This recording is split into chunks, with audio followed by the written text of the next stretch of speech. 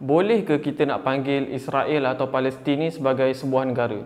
Dalam video kali ini, kita akan bincangkan bagaimana kita nak definisikan sebuah negara mengikut lunas undang-undang antarabangsa.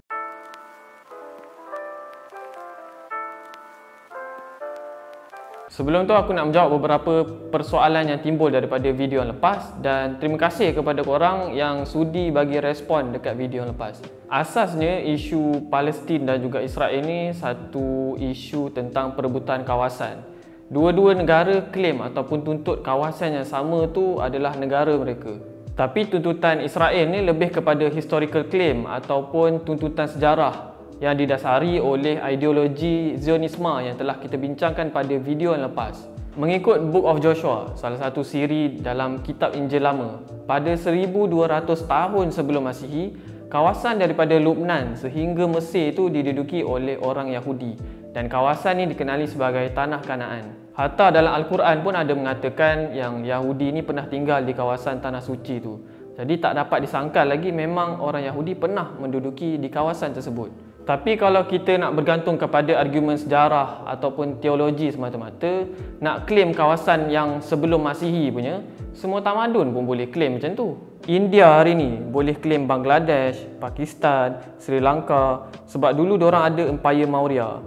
Dan Itali pula boleh claim Spanyol, Portugal, sampailah ke Syria tu kalau mereka menggunakan peta zaman Empire Rome. Jadi, tindakan yang suka nak claim sempadan mengikut pengalaman sejarah ni dipanggil sebagai irredentisme. Dalam konteks kenegaraan moden, kau tak boleh nak claim negara ataupun sempadan berdasarkan pengalaman sejarah saja. Ada beberapa syarat dalam undang-undang antarabangsa yang mesti dipatuhi sebelum kau boleh consider negara tu adalah sebuah negara. Dalam undang-undang antarabangsa ada dua mazhab ataupun dua cara, iaitu teori konstitutif dan juga teori deklaratif. Teori yang digunakan pakai secara global sekarang ialah teori deklaratif, dan ia merupakan salah satu customary law dalam undang-undang antarabangsa, dan ianya termaktub dalam sebuah convention yang bernama Montevideo Convention 1934. Melalui teori ni, negara tu boleh dikenal pasti ataupun diiktiraf sebagai negara kalau dia ada 4 ciri ni. Yang pertama, kawasan. Maksudnya dia boleh terangkan kawasan dia dari mana ke mana. Tak bolehlah tiba-tiba dia duduk dalam sebuah negara, lepas tu dia nak buat negara dalam negara orang lain. Dia perlu pastikan dia boleh buktikan kawasan negara tu bukan dibina atas kawasan negara orang lain. Yang kedua, populasi tetap. Negara tersebut mestilah mempunyai populasi yang tetap. Ianya tidak bersifat bermusim. Dan yang ketiga, mempunyai kerajaan. Ada badan kerajaan yang boleh mentadbir hal-hal diplomatik, politik dan juga ekonomi negara tersebut. Dan yang keempat, kemampuan untuk mengadakan hubungan diplomatik dengan negara yang lain. Jadi kalau mengikut teori deklaratif ni, adakah Israel tu boleh didefinisikan sebagai sebuah negara? Ya, benar. Israel boleh kata yang mereka mempunyai populasi, mereka ada kerajaan dan mereka mempunyai hubungan diplomatik dengan negara yang lain. Tapi adakah mereka mampu menerangkan ataupun membuktikan yang mereka membina sebuah negara bukan di atas tanah negara yang lain? Kita mesti faham yang Israel ni tertubuh berpandukan deklarasi Balfour dan juga UN Partition Plan pada 1947, di mana British sebagai kolonial bersetuju untuk membahagikan Palestin kepada dua negara. Tapi kalau kita fikir balik, apa hak yang British ada untuk wujudkan sebuah negara baru di atas tanah negara jajahan mereka?